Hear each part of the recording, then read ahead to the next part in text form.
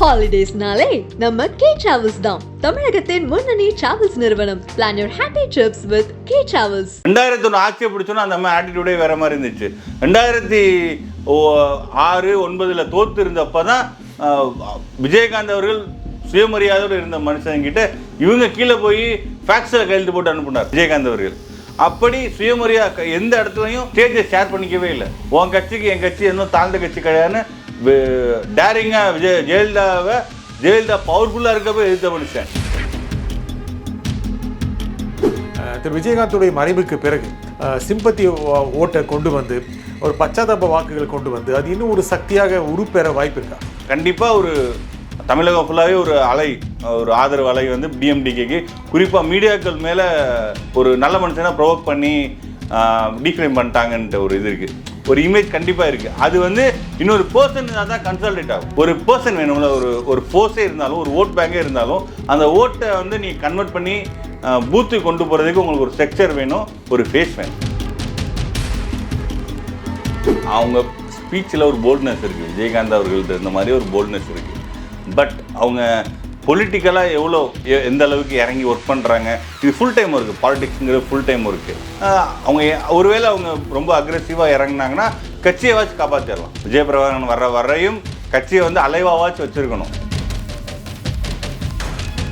எனக்கு இப்போ இருக்க நிலைமையில் ஏடிஎம்கே டிஎம்கே ரெண்டு பேரும் ஸ்பேஸ் தரமாட்டாங்க டிஎம்டிகேக்கு. ஒருவேளை பிஜேபி தரலாம்.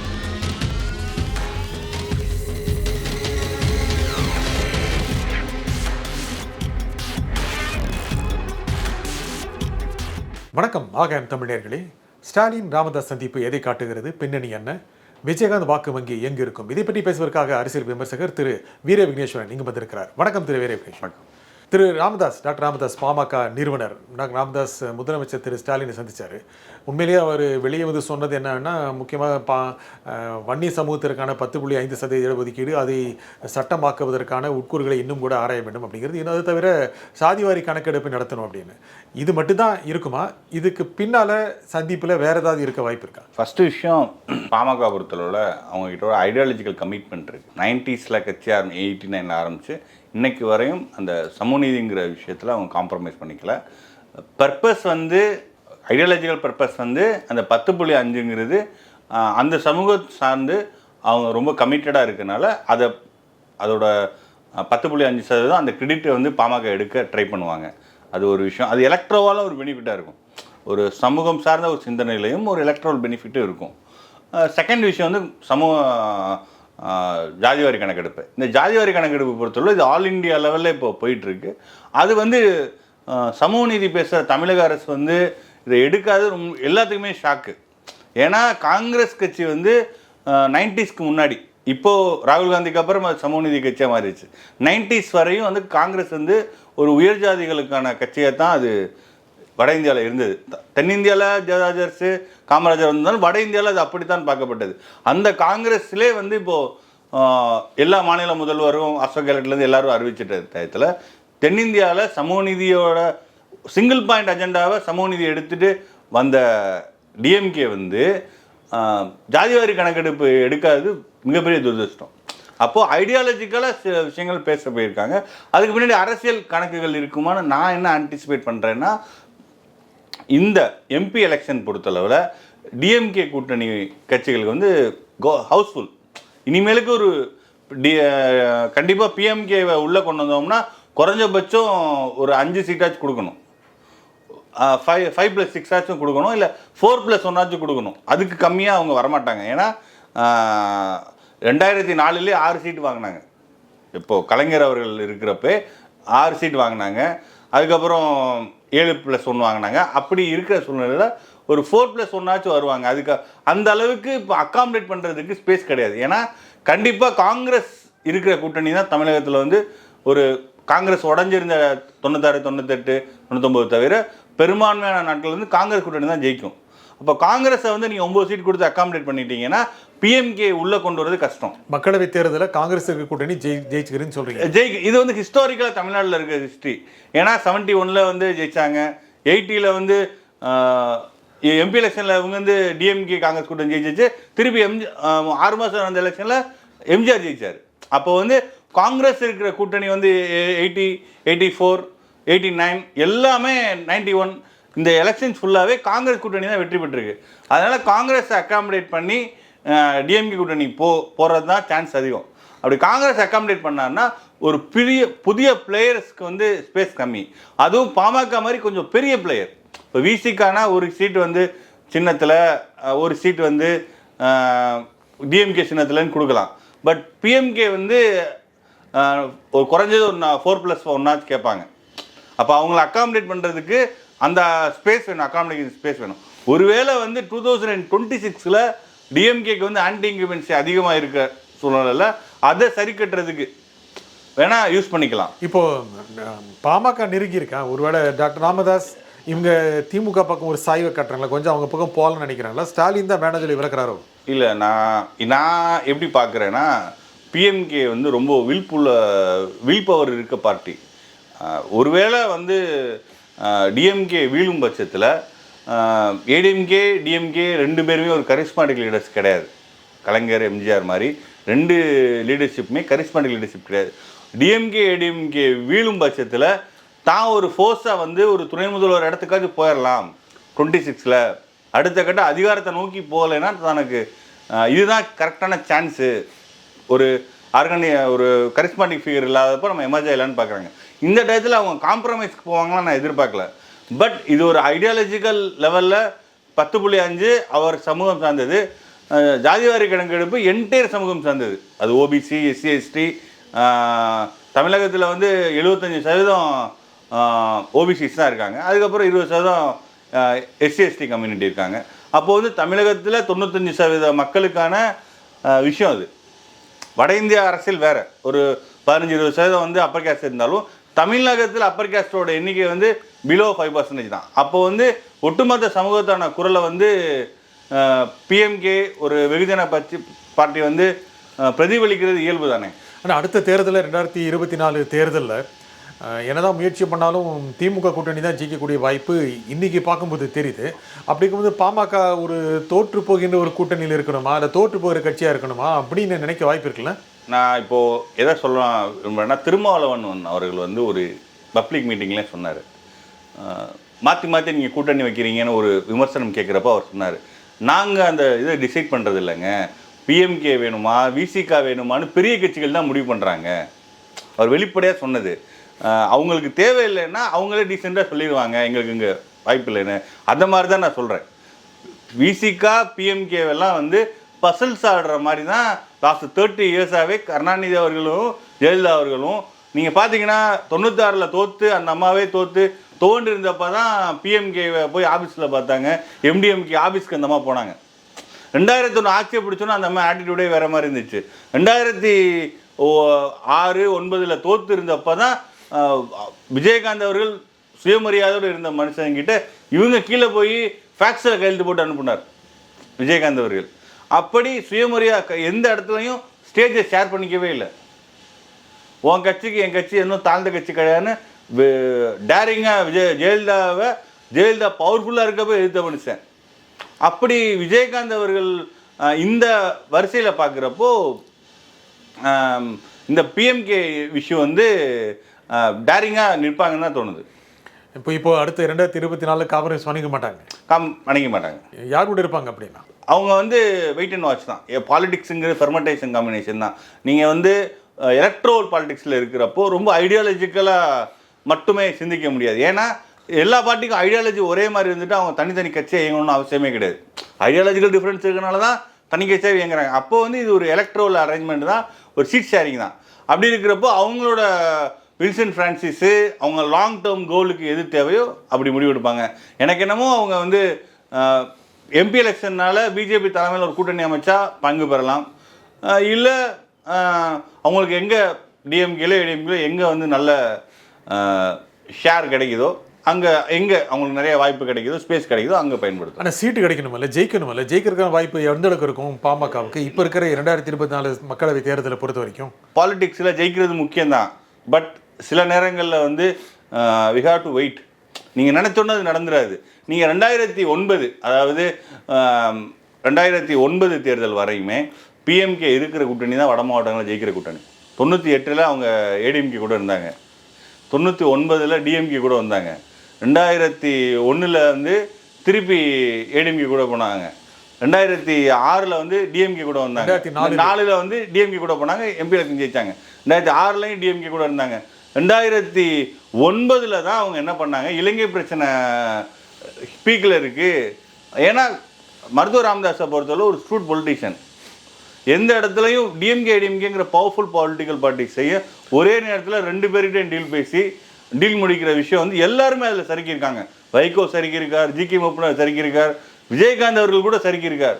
பட் இன்றைக்கும் வந்து அவரோட ஓட் பேங்கை வந்து சஸ்டெயின் பண்ணுறது வந்து ராமதாஸ் அவர்கள் தான். அதனால் அவங்களுக்கு எது நல்ல ஆப்ஷனோ அவங்க முடிவு பண்ணுவாங்க. ஆனால் ஜெயிக்கணுங்கிறது ரொம்ப முக்கியம் இல்லை. இப்போ என்ன கடந்த தேர்தலையுமே ஜெயிக்கலை, அவங்க ராஜ்யசபா சீட்டு வாங்கிட்டு இருக்காங்க. அடுத்த தேர்தலையும் ஜெயிச்சதான் அவங்களுடைய தொண்டர்கள் நம்பிக்கையோடு இருப்பாங்க. அடுத்த 2026 தேர்தலுக்கான ஒரு முன்னோட்டமாக தயாரிக்க முடியும். ஆனால் தோற்கிற கூட்டணியில் இருக்கிற பட்சத்தில் அவங்களுடைய பார்கனிங் பவர்களை குறைஞ்சிடும். எப்படி அதை சமாளிப்பாங்க? கண்டிப்பாக நான் பார்க்குற அளவில் டிஎம்கேல ஒரு டிரான்சிஷன், அதாவது ஒரு பவர் செசஷன் வந்தப்போ டிஎம்கே வீக் ஆகணும், பிஎம்கே வெயிட் பண்ணுவாங்க. டிஎம்கேல ஒரு செஷன் ஸ்டாலின் போயிட்டு உதயநிதி வர்றப்போ டிஎம்கே வீக் ஆகும். ஏடிஎம்கே ஆல்ரெடி கேசஸ் நிறையா இருக்குது, டிஎம்கே ஏடிஎம்கே 2 பேரும் கேசஸ்லையும் மாட்டுவாங்க. செஷன் ப்ராப்ளமும் இருக்குது. ஏடிஎம்கேல ஆல்ரெடி கிரியேட் ஆகிடுச்சு, டிஎம்கேலையும் கிரியேட் ஆகும். திராவிட கட்சிகள் வந்து வீக் ஆனால் தனக்கான ஸ்பேஸ் வந்து அந்த 100 தொகுதிகள், வட மாவட்டங்களில் இருக்க 100 தொகுதிகளில் தான் ஒரு ஃபோர்ஸாக எமர்ஜ் ஆகிடலாம், துணை முதல்வர் இடத்துக்கு வந்துடலாம். அதற்கான லாங் டேர்ம் பிளானில் தான் அவங்க இருப்பாங்க. அதனால இன்னைக்கு ஜெயிக்கணும்னு ஒரு ஷார்ட் டேர்மில் எதுவும் பண்ண மாட்டாங்கன்னு தோணுது. 2026க்காக இப்போ தயார் பண்ணுறாங்க. ஏன்னா இன்னைக்கு நீங்கள் சபார்டினேட்டாக போயிட்டீங்கன்னா சபார்டினேட்டாகவே போயிடுவீங்க.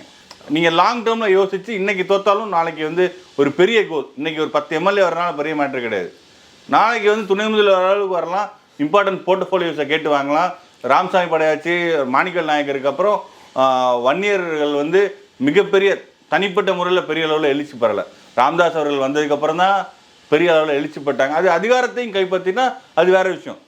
ராமசாமி படையாச்சி கூட காங்கிரஸ் கட்சியில் இணைஞ்சு தான் அமைச்சரானார். இது தனிப்பட்ட முறையில் ஃபோர்ஸாக எமர்ஜ் ஆகி ராமதாஸ் காலங்களில் அவர் காலத்திலே அது நடந்தால் அது வந்து அந்த மூமெண்ட்டுக்கான வெற்றியாக தான் பார்க்கப்படும். சரி, இப்போ முக்கியமாக வட தமிழ்நாடு முழுக்க ஒரு வாக்கு வங்கி வச்சுருந்தது விஜயகாந்தோடைய தேமுதிக. அப்படி இருந்தாலும் கூட வட மாவட்டங்களில் ஒரு பாமகவுக்கு ஒரு நல்ல ஒரு சவால் கொடுக்குற ஒரு கட்சி சக்தி அப்படி தான் இருந்தது. திரு விஜயகாந்துடைய மறைவுக்கு பிறகு ஏற்கனவே கிட்டத்தட்ட 1-1.5% அப்படின்னு அவங்க வாக்கு வங்கி குறைஞ்சாலும் அவருக்கான ஒரு செல்வாக்கு இருக்குது அப்படிங்கிறது அவர் இருந்தபோது அவர் மரணத்துக்கு பிறகு ஓரளவு தெரியுது. அப்படி இருக்கிற சமயத்தில் அது இன்னும் கூட கன்சாலிடேட் ஆகுமா? திரு விஜயகாந்தோட மறைவு இன்னும் கூட தேமுதிகவுக்கு சிம்பத்தி ஓட்டை கொண்டு வந்து ஒரு பச்சாதாப வாக்குகளை கொண்டு வந்து அது இன்னும் ஒரு சக்தியாக உருப்பெற வாய்ப்பு இருக்கா? டிஎம்டிகே பொறுத்தளவில் அது மோரார்லெஸ் ஒரு சிங்கிள் பர்சன் பார்ட்டி.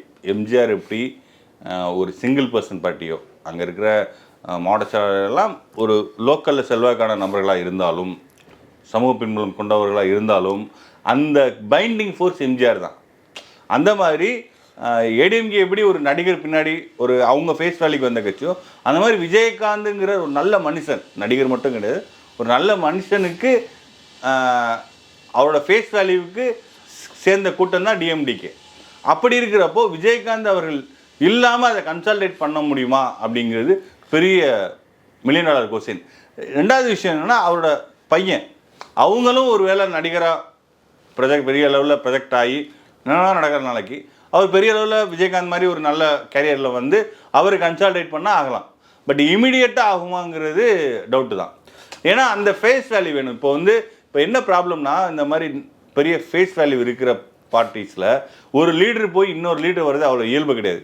ஏன்னா நீங்கள் அவருக்கு ஈக்குவலாக மேட்ச் ஆகிற மாதிரி உங்களுக்கும் ஃபேஸ் வேல்யூ இருக்கணும். இப்போ டிஎம்கேல அடுத்தது செஷன் வந்துகிட்டே இருக்குது பார்த்தீங்களா, அது ஆர்கனைசேஷன் பார்ட்டி. மாவட்டச்சாளர்லாம் ஒரு பவர் சென்டர், அவங்களெல்லாம் டெலிகேட் பவர் வாங்கி ஒரு தலைவர், அண்ணாதுரை தலைவர், கலைஞர் தலைவர், ஸ்டாலின் தலைவர், அடுத்து உதயநிதி தலைவர்னு அந்த பவர் டிரான்ஸ்ஃபர்ஸ் வந்து பர்சனாலிட்டி வைஸ் போகுது.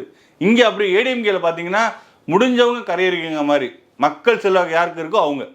அப்போ அந்த ஃபேஸ் வேல்யூ இருந்தால் தான் மக்கள் செல்வாக்கு வரும். அந்த மாதிரி விஜயகாந்த் அவர்கள் மகன்கிட்ட நாளைக்கு ஒரு ஃபேஸ் வேல்யூ வந்துச்சுன்னா டிஎம்டிகே புத்துரு பெற வாய்ப்பு இருக்குது. இப்போ அவருடைய மறைவு ஒரு சிம்பத்தி ஃபேக்டரை கொண்டு வர வாய்ப்பு இருக்கு. ஒரு பச்சாதாபம், ஏன்னா தேர்தல் இன்னொரு 4 மாசத்துல வர வாய்ப்பு இருக்கிறதுனால அவர் மறைவு வச்சுக்கிட்டே அந்த கட்சிக்கு ஓட்டு போடணும் அப்படின்னு அவருடைய ஆர்டன் ஃபாலோவர்ஸ், அந்த கட்சியுடைய மிக தீவிரமான தொண்டர்கள் நினைக்கக்கூடிய வாய்ப்பு இல்லை. அது டிரான்ஸ்ஃபார்ம் ஆக வாய்ப்பு இல்லை. அப்போ நானே ஒரு மதுரைக்காரன், எனக்கே அவரோட மறைவு வந்து பெரிய தாக்கத்தை ஏற்படுத்துச்சு, ஒரு நல்ல மனுஷன் அப்படின்ட்டு. பட் வந்து பாலிடிக்ஸில் என்னன்னா, அவங்க ரியல் டைமாக அவங்க இருந்தாங்கன்னு வச்சுக்கோங்க, நம்ம எதுக்கு ஓட்டு போடுறோம், அவங்க வந்து ஒரு பணியை பண்ணுவாங்கன்னா, விஜயகாந்த் அவர்கள் இருந்தாங்கன்னா அது எஃபெக்ட் ஆகும். இல்லை விஜயகாந்த் அவர்கள் இடத்துல இன்னொருத்தர் கரிஸ்மாட்டிக்காக இருந்தாங்கன்னு வச்சுக்கோங்க, அவர் மாதிரி ஒரு நடிகர், அதுக்காண்டி தான் ஒரு பையன்னு சொல்கிறேன், அது வந்து லீகல் ஹேராகவும் இருக்கும். அப்போ அவர் இருக்கும் பட்சத்தில் அது டிரான்ஸ்ஃபர் ஆகும். கண்டிப்பாக ஒரு தமிழகம் ஃபுல்லாகவே ஒரு ஆதரவு அலை வந்து டிஎம்டிகேக்கு, குறிப்பாக மீடியாக்கள் மேலே அவர் ஒரு நல்ல மனுஷனாக ப்ரொவோக் பண்ணி டீஃப்ரேம் பண்ணிட்டாங்கன்ட்டு ஒரு இது இருக்குது, ஒரு இமேஜ் கண்டிப்பாக இருக்குது. அது வந்து இன்னொரு பர்சன் தான் கன்சல்டேட் ஆகும். ஒரு பர்சன் வேணும்ல, ஒரு ஃபோர்ஸே இருந்தாலும், ஒரு ஓட் பேங்கே இருந்தாலும், அந்த ஓட்டை வந்து நீ கன்வெர்ட் பண்ணி பூத்துக்கு கொண்டு போகிறதுக்கு உங்களுக்கு ஒரு ஸ்ட்ரக்சர் வேணும், ஒரு ஃபேஸ் வேணும். அவங்க மனைவி தற்போதைய பொதுச் செயலாளர் பிரேமலதாக்கு அந்த சிம்பதி வர வாய்ப்பு இருக்கா? அவங்களும் கூடவே கிட்டத்தட்ட ஒரு 10-15 ஆண்டுகளாகவே ட்ராவல் பண்ணிட்டு இருக்காங்க, எல்லா கூட்டங்களையும் பிரச்சாரத்தையும் இருக்கிறதுனால. அவங்க கடந்த சட்டப்பேரவை தேர்தலில் குறைந்த வாக்கு சதவீதம் வாங்கி வீழ்ந்தது மாதிரி இல்லாமல் கொஞ்சம் வாக்கு சதவீதம் அதிகரிக்கும். ஏன்னா இப்போ அந்த சிம்பதி ஃபேக்டருக்கு கொஞ்சம் அதிகரிக்கும், இப்போ 1-1.5 இருந்துங்கிறது ஒரு 2-3 வரைக்கும் போகும். அதுக்கான வாய்ப்பு இருக்கா இல்லையா? அவங்க ஸ்பீச்சில் ஒரு போல்ட்னஸ் இருக்குது, விஜயகாந்த் அவர்கள்ட்ட இருந்த மாதிரி ஒரு போல்ட்னஸ் இருக்குது. பட் அவங்க பொலிட்டிக்கலாக எந்த அளவுக்கு இறங்கி ஒர்க் பண்ணுறாங்க, இது ஃபுல் டைம் இருக்குது, பாலிடிக்ஸுங்கிற ஃபுல் டைம் இருக்குது. அவங்க ஒருவேளை அவங்க ரொம்ப அக்ரெசிவாக இறங்கினாங்கன்னா கட்சியை வச்சு காப்பாற்றிடலாம். விஜயபிரபாகரன் வரையும் கட்சியை வந்து அலைவாவாச்சு வச்சுருக்கணும். ஏன்னா வந்து ஒரு 1 இயர் விட்டாலும் அவ்வளோதான். அதனால் கட்சி அலைவாக இருந்து விஜயபிரபாகரன் வந்து அவர்கள் வந்து டேக் ஓவர் பண்ணுற வரையும் கட்சி அந்த அம்மா அலைவாக வச்சுருந்தாங்கன்னா இன்றைக்கி இல்லாட்டியும் நாளைக்கு வந்து கட்சி எழுச்சி பெற வாய்ப்பு இருக்குது. இப்போது வருகிற தேர்தல்களில் தேமுதிகவை தன்புகம் கவரணும் அப்படின்னு திமுகவோ அதிமுகவோ பாஜகவோ இவங்க யாராவது முயற்சி பண்ணுவாங்களா? அதற்கான முயற்சியோட ஒரு அங்கம் தான் இந்த மரணத்தையோ அதிகமாக அவர்கள் தங்களோடு நெருக்கமாக வைத்துக்கிட்டது காரணமாக இருந்துச்சா? இல்லை, நான் நினைக்கல. விஜயகாந்துங்கிற ஒரு நல்ல மனுஷனுக்கான ஒரு விருப்பு தான். இப்போ வந்த கட்சிகள், பேசின கட்சிகள், பல கட்சிகளே விஜயகாந்துக்கு எதிராக சதிங்கிற வார்த்தையை கூட பயன்படுத்தலாம்னு நினைக்கிறேன். ஏன்னா ஒரு பர்சன் வந்து அவேர் ஆகாமல் அரசியல்னா அப்படி தான் அரசியல் கட்சிகளை சொல்ல, அரசியல்னா சதிகளும் துரோகங்களும் இருக்கும். ஆனால் அது அவரை ஆன்டிசிபேட் பண்ணலை. அப்படி எதிரான பர்சன் பண்ணவங்க கூட விஜயகாந்த் நல்ல மனுஷங்கிறத ஒத்துக்குவாங்க, அவர் நல்ல மனுஷன் அப்படிங்கிறத ஒத்துக்குவாங்க. அவரோட கேரக்டருக்கு தான் இவ்வளோ ஆதரவு வந்துச்சுன்னு பார்க்குறேன். அரசியல் ரீதிங்கிறது வந்து பாலிடிக்ஸுங்கிறது வந்து யார் கொடுத்து யாரும் வராது, அவங்களா தான் எமர்ஜ் ஆகும். அது மாதிரி அங்கே அந்த அம்மா கட்சியை காப்பாற்றி அவர் பையன் வந்து டேக் ஓவர் பண்ணால் அந்த பொலிட்டிக்கல் பார்ட்டி பெரிய அளவு வர மக்களவை தேர்தலில் யார் அவங்கள ஈழ்த்துக்கு நினைப்பாங்க, தேமுதிக தான் நல்லா இருக்கும் அப்படின்னு யார் நினைக்க? எனக்கு இப்போ இருக்க நிலைமையில ஏடிஎம்கே டிஎம்கே 2 பேரும் ஸ்பேஸ் தரமாட்டாங்க டிஎம்டிகேக்கு. ஒருவேளை பிஜேபி தரலாம். ஏன் டிஎம்கே தரமாட்டாங்க? ஏன்னா ஆல்ரெடி நான் சொன்னேன், பிஎம்கே மாதிரி இப்போ வைப்ரண்டாக இருக்குது பிஎம்கே. டிஎம்கே நீங்கள் சொன்ன மாதிரி ஹவுஸ் ஸ்பேஸ் கிடையாது. ஏடிஎம்கேல வந்து டிஎம்டிகே வந்து போன தேர்தலே அகாமடேட் பண்ண வேண்டியது, அவங்க பண்ணலை. அதனால அவங்க கிட்ட சீட் ஷேரிங் விஷயம் இருக்குது. இப்போ ஏடிஎம்கே கிட்ட இப்போ வந்து ஸ்பேஸ் இருக்கு, ஏடிஎம்கே கிட்ட ஸ்பேஸ் இருக்குது. பட் எம்பி எலெக்ஷனில் அவங்களோட ஸ்கோப்பே ரொம்ப வீக்காக இருக்குது. எம்பி எலெக்ஷனில் ஈவன் தோ டிஎம்கே மேலே பெரிய அளவில் அதிருப்தி இருந்தாலும் எம்பி எலெக்ஷனில் ஏடிஎம்கேக்கான ஸ்கோப் வந்து ரொம்ப பிலோ 5 சீட்ஸ் தான் வாய்ப்பு இருக்குது. ஆனால் ஏடிஎம்கே பொறுத்த வரைக்கும், அதிமுக பொறுத்த வரைக்கும், தேமுதிக வந்தது அப்படின்னா இப்போ இருக்கிற சூழல் பொறுத்த வரைக்கும் திரு விஜயகாந்தோடைய மறைவு இதெல்லாம் சேர்த்து பார்க்கும்போது ஒரு 2 இடங்கள் கொடுத்து அவங்ககிட்ட இருக்கிற 1.5-2% வாக்குகளையும் கவரலாம் அப்படின்னு எடப்பாடி நினைக்க மாட்டாரா? இல்லை, அது எம்பி எலெக்ஷனுக்கு பயன்படாது. எம்எல்ஏ எலெக்ஷனுக்கு டிஎம்டிகே இருந்தாங்கன்னா ஒருவேளை வட மாவட்டங்களில் பயன்படலாம். எம்பி எலெக்ஷனுக்கு வந்து இது லார்ஜ் 6 எம்எல்ஏ சீட்ஸு. அப்போ வந்து லட்சக்கணக்கான ஓட்டு லீடிங்கில் வந்து டிஎம்கே காங்கிரஸ் கூட்டணி வந்து இப்போ நீங்கள் பார்த்தீங்கன்னா விழுப்புரத்துலலாம் 50% கடந்துட்டார் யார், ரவிக்குமார் அவர்கள். அது மாதிரி 50% கடந்து இருக்கிறப்போ 45%, 48% அந்த மாதிரிலாம் இருக்கிறப்போ அதை மேட்ச் பண்ண முடியாதுன்னு சொல்கிறேன். மார்ஜின் வந்து சின்ன மார்ஜின்னா மேட்ச் பண்ணிடலாம். திருச்சியில் 1 லட்சத்துக்கு மேலே, கரூரில் 1 லட்சத்துக்கு மேலே, எந்த தொகுதியிலையுமே 1 லட்சம் 2 லட்சம் ஓட்டு லீடிங்கில் இருக்கிறப்போ இந்த ஓட்டு கடலில் பெருங்காயம் கலைச்ச மாதிரி தான் இது. போய் இதே எம்எல்ஏ எலெக்ஷன்னா ஒரு 30 தொகுதியில் வந்து 1000 ஓட்டுக்கு கீழே தான் லீடிங் வருது, 2000 ஓட்டு தான் கீழே லீடிங் வருது. அப்போது டிஎம்டிக்கே ஒரு ஃபோர்ஸாக இருக்கும், இவங்களோட தேவை இருக்கப்படும். ஏன்னா தொகுதி கண்டிப்பாக ஒரு 3000 ஓட்டாச்சு வச்சுருப்பாங்க, 2000-3000 ஓட்டு. அப்போ வந்து அந்த ஓட்டு வின்னபிலிட்டியை முடிவு பண்ணும். எம்பி எலெக்ஷனுக்கு பெரிய இம்பேக்டாக ஆகாது. பிஜேபி டிஎம்டிக்கு அகாமடேட் பண்ண வாய்ப்பு இருக்கா? வாய்ப்பு இருக்குது. ஏன் நீங்கள் சொன்னீங்கன்னா பிஜேபியோட சேர்ந்தீங்கன்னா அந்த குட்வில் இருக்குல்ல, விஜயகாந்த் அவர்கள் மேலே தமிழகத்தில் இருக்கிற எளிய மக்களுக்கான குட்வில்லை வந்து பிஜேபி யூஸ் பண்ணிக்குவாங்க. ஏன் அது சொல்கிறேன்னா, பிஜேபியோட ஒர்க்கே என்னென்னா எமர்ஜென்சி டயத்தில் ஜெயபிரகாஷ் நாராயணன் அவர் காந்தியவாதி, அவரை யூஸ் பண்ணி தான் கட்சி வந்து அகில இந்திய லெவலில் அவரோட ஃபேஸை வச்சு தான் இந்த கட்சி வந்து இந்த காந்தி கொலைக்கு அப்புறம் அரசியல் நீரோட்டத்திலேருந்து விலகி இருந்த கட்சி, வெற்றி பெறாமல் இருந்த கட்சி, ஜெயபிரகாஷ் நாராயணனோட ஃபேஸை வச்சு தான் ஒரு கட்டமைப்பே உருவாச்சு. அப்போது ஒரு ஃபேஸ் வேணுங்கிறப்போ விஜயகாந்த் மனைவி அப்படின்னு சொல்லி அவங்கள முன்னிறுத்தி 2014 தேர்தலில் பார்த்தீங்கன்னா பிரேமலதா விஜயகாந்த் அவர்கள் வந்து தமிழ்நாட்டில் இருக்க கிராமமும் பிரச்சனை பண்ணாங்க. அதனால தான் மோடி அவர்கள் வந்து அவ்வளோ மரியாதை கொடுத்தார் பார்லிமெண்ட் ஹவுஸில். ஏன்னா தமிழ்நாட்டில் எந்த கட்சியுமே மோடி அவர்களோட வந்து அவரோட பேரையோ அவரோட இதையோ ஒத்துக்காதப்போ ஒரு பெரிய பார்ட்டி அந்த டயத்தில் ஒரு எண்ணிக்கை எம்எல்ஏ சீட்ஸ் 29 எம்எல்ஏ சீட்ஸ் வச்சிருந்த நபர் வந்து டேரிங்காக நம்ம பேரை சொல்லி ஆதரித்து பேசிட்டாருன்ட்டு அந்த மரியாதை கொடுத்தார் அந்த 2014 அந்த பதவி இருக்கிறப்போ. அதனால் டிஎம்டிகேக்கு இப்போதைக்கு இருக்கிற ஆப்ஷன்ஸில் பிஜேபி நல்ல ஆப்ஷன்ஸாக இருக்கும். பட் லாங் டேர்மில் அது பிஜேபியோட சேர்ந்தவங்க எல்லாத்தையுமே பிஜேபி காலி பண்ணி தான் வரலாறு, அது எப்படின்னு தெரியல. பட் அட் ப்ரெசென்ட் ஒருவேளை நிதிஷ்குமார் மாதிரி உள்ளே சேர்ந்து தேவைப்பட்டப்போ வெளியே வந்துட்டாங்கன்னா தப்பிச்சுக்குவாங்க. இந்த நிகழ்ச்சியில் உங்கள் கருத்தில் குறிமைக்காக திரு வீர விக்னேஸ்வரன் மிக்க நன்றி. மீண்டும் ஒரு நிகழ்ச்சியை சந்திப்போம். நன்றி, வணக்கம். ஹாலிடேஸ்னாலே நம்ம கே டிராவல்ஸ் தான் தமிழகத்தின் முன்னணி டிராவல்ஸ் நிறுவனம். Plan your happy drips with K travels.